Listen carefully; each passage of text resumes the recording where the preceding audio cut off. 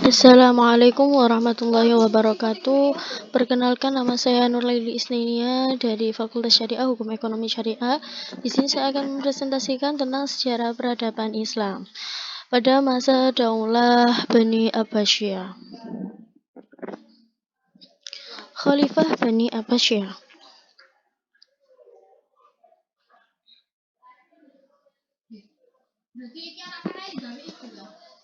Pembentukan dinasti Abbasiyah. Munculnya gerakan Bani Abbas yang sukses menggulingkan kekuasaan dinasti Bani Umayyah itu disebabkan oleh dua faktor, yaitu faktor eksternal dan faktor internal. Satu, faktor eksternal. Tindakan Muawiyah yang tidak mentaati isi perjanjian dari Hasan ibnu Ali ketika dia naik tahta. Dalam perjanjian itu antara lain disebutkan bahwa persoalan penggantian pemimpin setelah Muawiyah diserahkan kepada pemilihan umat Islam. Yang kedua yaitu faktor internal. Menurut Philip K. Hitti, istilah Abbasiyah diambil dari nama paman Nabi Muhammad SAW, Al-Abbas ibnu Abdul Al-Muttalib ibnu Hashim. Istilah ini mulai muncul pada masa pemerintahan Hisham ibnu Abdul Malik. Sebelum itu, mereka menanamkan gerakannya dengan gerakan Hashimiyah atau gerakan Ahlul Al-Bait.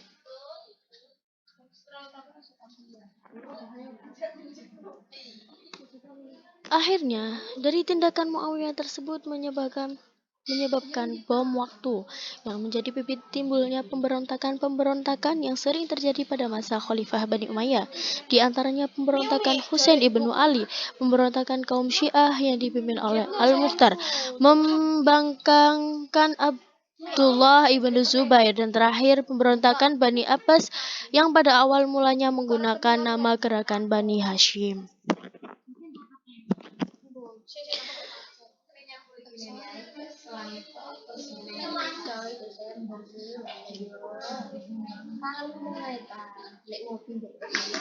Gerakan Bani Abbasiyah.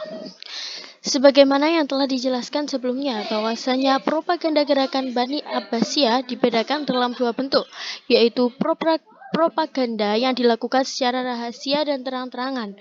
Dalam propaganda yang secara rahasia itu, mereka telah melakukan persiapan yang benar-benar matang, baik secara pemikiran atau mental maupun situasi dan kondisi. Maka pada tahun 127 Hijriah, para pemimpin gerakan Bani Abbas memutuskan untuk melakukan propaganda secara terang-terangan setelah mereka mendapat dukungan dari Syiah, Khawarij, dan kelompok Mawali. Setelah gerakan propaganda dianggap cukup, maka dilakukannya penyerbuan yang pertama ke daerah Khurasan. Pada waktu itu, pemerintahan Bani Umayyah menempatkan Nasr ibnu Syayyar sebagai gubernur di sana. Penyerbuan ini dipimpin oleh Abu Muslim Al-Khurasan, dan dalam penyerbuan tersebut gerakan Bani Abbas memperoleh kemenangan karena permohonan bantuan yang dipinta Nasir pada pemerintahan pusat dan gubernur Irak tidak digubris. Setelah gerakan Bani Abbas menguasai Khurasan, mereka melanjutkan penyerangan ke Irak dan dapat dikuasai, dan juga akhirnya penaklukan tersebut sampai ke Kufah.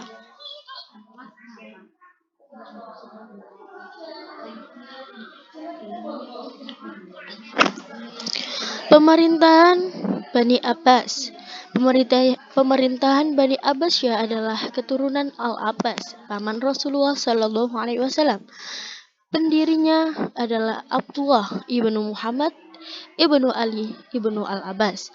Sebagian besar ahli sejarah dalam buku-buku sejarah menulisnya bahwa nama Abul Abbas, pendirian Khalifah Bani Abbas, dianggap sebagai suatu kemenangan bagi kalangan Bani Hashim yang menghendaki agar kekhalifahan setelah Rasulullah SAW wafat diserahkan kepada keluarga Rasulullah dan sanak saudaranya. Umat Islam menganggap bahwa yang dimaksud dengan keluarga Rasulullah adalah keturunan Ali, sehingga mereka mau membantu perjuangan Bani Abbasiyah menggulingkan pemerintahan Bani Umayyah.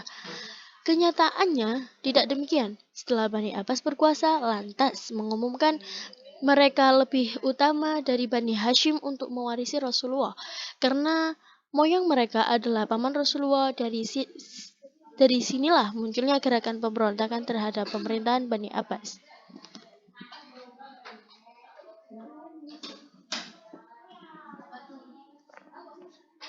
Untuk menjaga stabilitas keamanan, ia mendirikan ibu kota baru, Baghdad, sebagai pengganti Damaskus. Ia beranggapan bahwa Baghdad adalah tempat yang sangat cocok bagi segala kebutuhan Khalifah Bani Abbas, karena kota Baghdad terletak di tepi sungai Tigris. Nama resminya adalah Madinah al-Salam, atau Kota Perdamaian. Al-Mansur meninggal dalam bulan Oktober 775 Masehi dalam perjalanan menunaikan ibadah haji ke Mekah dan dikuburkan di Tanah Suci. Sebelum meninggal, dia telah menunjuk anaknya, Al-Mahdi, sebagai penggantinya. Ia memimpin Khalifah Bani Abbas selama kurang lebih 20 tahun. Kemajuan ilmu agama, filsafat, dan sains.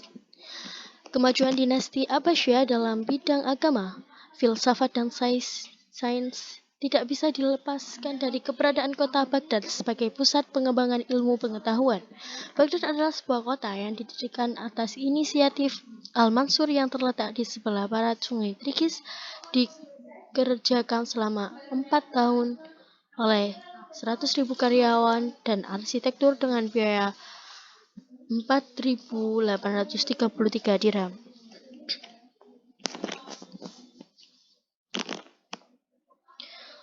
Kemajuan ilmu agama. Zaman Abbasiyah dikenal sebagai era keemasan ilmu pengetahuan dan agama. Ilmu-ilmu agama berkembang dengan subur dan diiringi oleh kemunculan tokoh-tokoh agama yang berpengaruh sampai sekarang ini. Ilmu agama yaitu ilmu tafsir, ilmu hadis, ilmu kalam atau teologi, dan ilmu tasawuf. A. Ilmu tafsir. Ilmu tafsir. Ilmu tafsir dalam masa ini berkembang pesat karena ilmu ini sangat dibutuhkan terutama oleh orang-orang non-Arab yang baru masuk Islam. Mereka butuh tentang makna dan penafsiran Al-Quran. Hal ini yang menyebabkan beberapa aliran muncul dalam ilmu tafsir.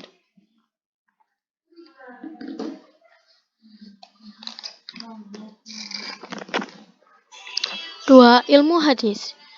Pada zaman ini, kajian hadis sebagai sumber hukum setelah Al-Quran dikembangkan dengan cara menelusuri keautentikan atau sahih hadis. Hal ini mengilhami terbentuknya ilmu-ilmu jahri wa ta'di dan ilmu mustalahul hadis. Beranjak dari ilmu mustalahul hadis dan ilmu jahri wa ta'dil, ini para ulama hadis berhasil mengkodifikasi hadis ke dalam kitab secara teratur dan sistematik. Pada zaman sebelumnya, sebelum ada pembukuan hadis secara formal seperti Al-Quran, oleh karena itu sejarawan menganggap masa pembukuan hadis secara sistematik dimulai pada zaman Daulah Abbasiyah. Penggolongan hadis dari aspek periwayatan sanad matan yang akhirnya bisa diketahui apakah hadis itu sahih, hasan, dhaif, juga terjadi pada masa Abbasiyah.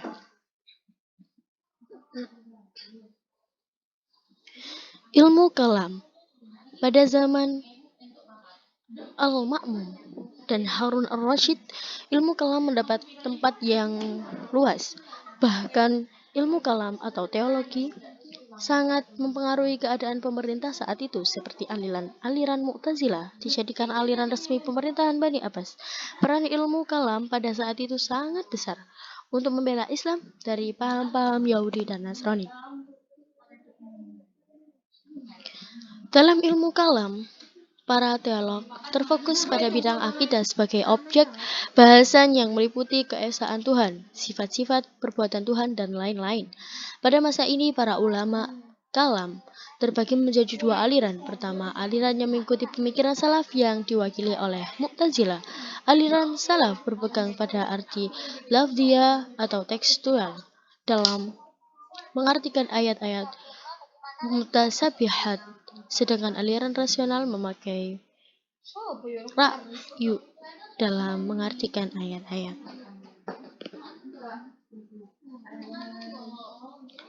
Ilmu fikih di antara kebanggaan pemerintah Abbasiyah dalam terdapatnya 4 ulama fikih yang terkenal pada masa itu dan sampai sekarang, yaitu Imam Abu Hanifah, Haji Imam Malik, Imam Syafi'i, dan Imam Ahmad bin Hanbal. Keempat ulama fikih tadi yang paling terkenal dalam dunia Islam dan penyebarannya paling luas sampai sekarang.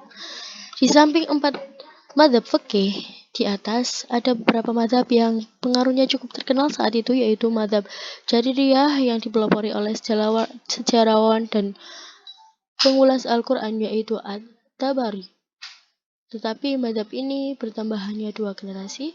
Mazhab lain adalah mazhab Zahiriyah yang dipelopori oleh Dawud bin Ali. Disebut mazhab Zahiriyah karena pengambilan hukumnya didasarkan bukti zahir atau bukti tertulis lughawi Al-Quran dan hadis. Mazhab ini dikembangkan di Spanyol, Suriah, dan Mesir.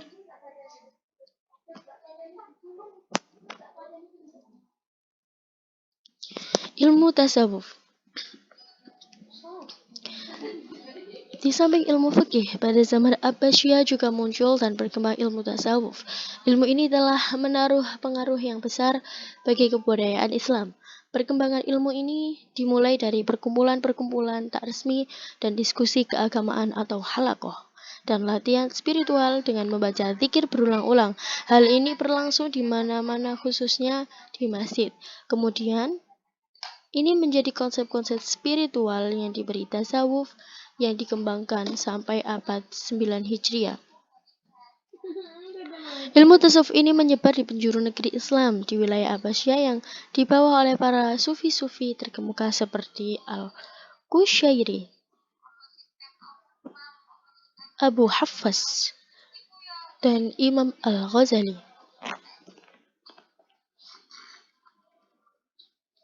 2. Kemajuan filsafat sains. Filsafat dan perkembangan zaman Abbasiyah. Filsafat dikembangkan pesat Daulah Abbasiyah, terutama pada masa Al-Ma'mun dan Harun al-Rashid, karena pada saat itu kitab-kitab filsafat khususnya Yunani sudah diterjemahkan ke dalam bahasa Arab.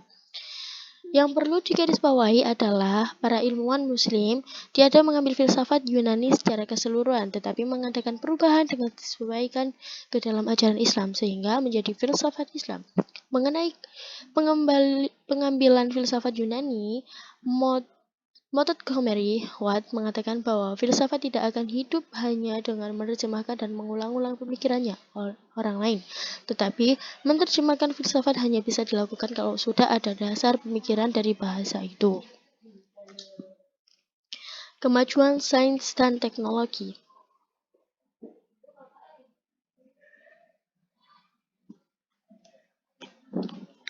Dalam bidang sains dan teknologi, orang-orang Arab masih kalah dengan orang Yunani. Sains dan filsafat terbentuknya atas ringkasan atau rangsangan buku terjemahan dari orang Yunani.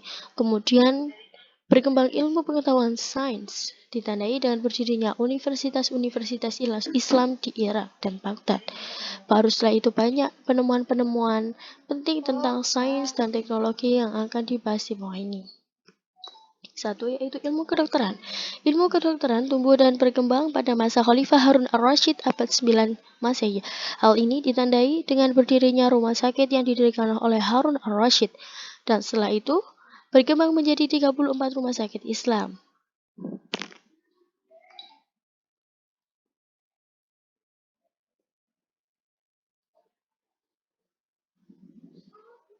B. Ilmu kimia. Dalam bidang ilmu kimia, ilmuwan yang terkenal adalah Jabir Ibnu Hayyam yang diberi gelar Bapak Ilmu Kimia Arab. Dia banyak mengemukakan teori uap, pelelehan, sublimasi, dan lain-lain. Dalam teorinya, Jabir bin Hayyan mengatakan bahwa logam seperti timah, putih, atau hitam, besi, dan tembaga bisa dirubah menjadi emas atau perak dengan menggunakan zat rahasia, hingga pada sampai akhir hayatnya beliau masih melakukan eksperimen tentang hal ini.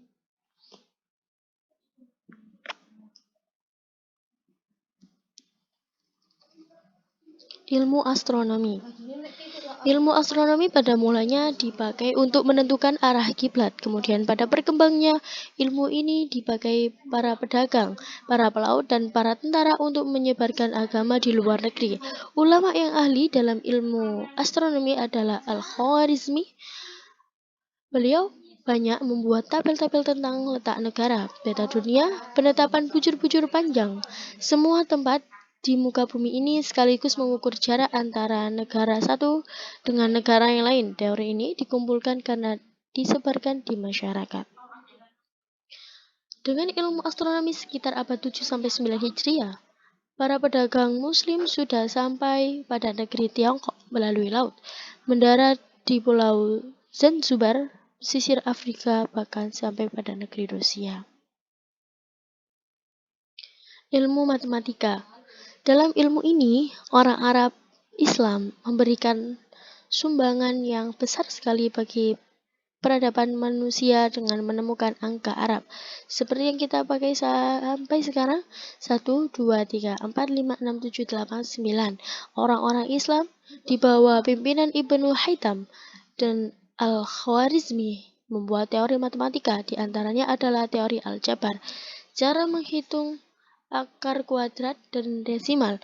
Pada perkembangan selanjutnya, Ibnu Haytham berhasil menemukan ilmu untuk mengukur sudut yang diberi nama trigonometri.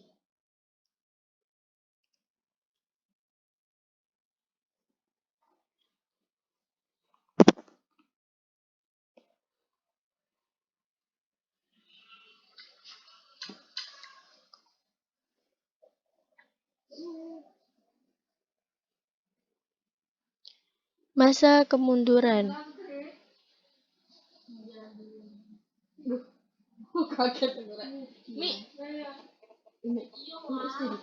Faktor-faktor penting yang menyebabkan kemunduran Bani Abbasiyah pada masa ini, sehingga banyak daerah memerdekakan diri, adalah: 1. Luasnya wilayah kekuasaan Daulah Abbasiyah, sementara komunikasi pusat dengan daerah sulit dilakukan. Bersama dengan itu, tingkat saling percaya di kalangan para penguasa dan pelaksanaan pemerintah sangat rendah. 2. Dengan profesionalisme angka bersenjata, ketergantungan khalifah kepada mereka sangat tinggi. 3. Keuangan negara sangat sulit karena biaya yang dikeluarkan untuk tentara bayaran sangat besar. Pada saat itu keuangan militer menurun. Khalifah tidak sanggup memaksa pengiriman pajak ke Baghdad.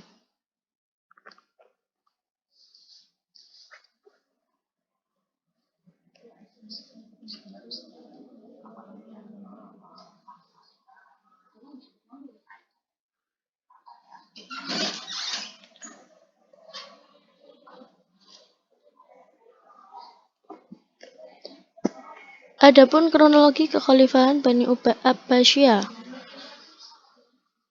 750, Abu Abbas As-Saffah menjadi khalifah pertama Daulah Bani Abbasiyah.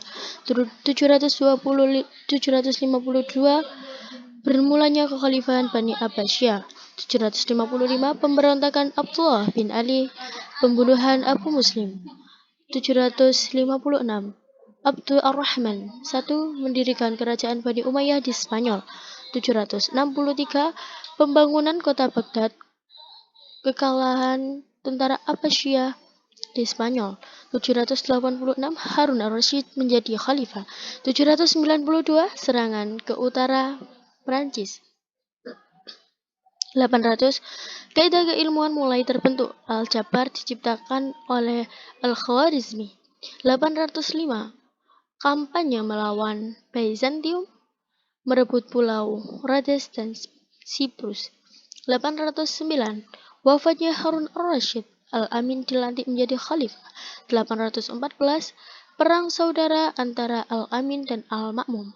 Al-Amin terbunuh dan Al-Ma'mun menjadi khalifah. Pada tahun 1000, Masjid Besar Cordoba dibangun. 1005 Multan dan Gur ditawan. 1055 Baghdad dikuasai oleh tentara Turki Seljuk. Pemerintahan Abbasiyah Seljuk dimulai sampai sekitar tahun 1258 ketika tentara Mongol menghancurkan Baghdad. 1071 pemerintahan Manzikert Sultan Al-Arslan beserta pasukannya yang hanya berjumlah 15.000 tentara berhasil mengalahkan gabungan tentara salib yang dipimpin oleh Kaisar Romanus IV yang berjumlah 200.000 tentara. 1072 Sultan Al-Arslan berhasil menguasai Asia Tengah atau Anatolia dan meneruskan kepungannya terhadap kerajaan Bizantium. 1085 tentara Kristen menawan Toledo, Spanyol. 1091 bangsa Norman merebut Sisilia. Pemerintahan Muslim di sana berakhir. 1095 Perang Salib pertama dimulai. 1099 tentara Salib merebut Baitul Maqdis. Mereka membunuh semua penduduknya.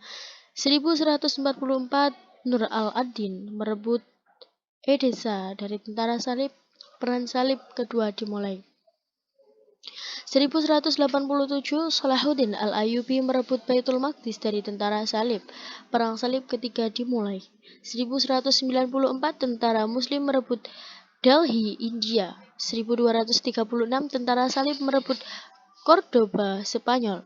1258 tentara Mongol menyerang dan memusnahkan Baghdad. Ribuan penduduk terbunuh. Kejatuhan Baghdad. Tamatnya pemerintahan kerajaan Bani Abbasiyah di Baghdad. Kekhalifahan Abbasiyah di Kairo yaitu 1 Al-Mustansyir 2 pada tahun 1261. Selanjutnya Al-Hakim pada tahun 1262 sampai 1302. Al-Mustakfi 1 pada tahun 1302 sampai 1340. Al-Watiq 1 tahun 1340 sampai 1341. Al-Hakim 2 pada tahun 1341 sampai 1352. Al-Mu'tadid 1 pada tahun 1352 sampai 1362. Al-Mutawakkil 1 pada tahun 1362 sampai 1383. Al-Watiq 2 pada tahun 1383 sampai 1386. Al-Mu'tasim pada tahun 1386 sampai 1389. Al-Mutawakkil 1 kembali berkuasa pada tahun 1389 sampai 1406. Al-Musta'in pada tahun 1406 sampai 1414. Al-Mu'tadid 2 pada tahun 1414 sampai 1441. Al-Mustakfi 2 pada tahun 1441 sampai 1451. Al-Qaim pada tahun 1451 sampai 1455. Al-Mustanjid pada tahun 1455 sampai 1479. Al-Mutawakkil 2 pada tahun 1479 sampai 1497. Al-Mustamsik pada tahun 1497 sampai 1508. Al-Mutawakkil 3 pada tahun 1508 sampai 1517. Sekian presentasi dari saya, semoga bermanfaat, dan apabila ada kata-kata yang kurang, mohon maaf yang sebesar-besarnya. Saya akhiri, wassalamualaikum warahmatullahi wabarakatuh.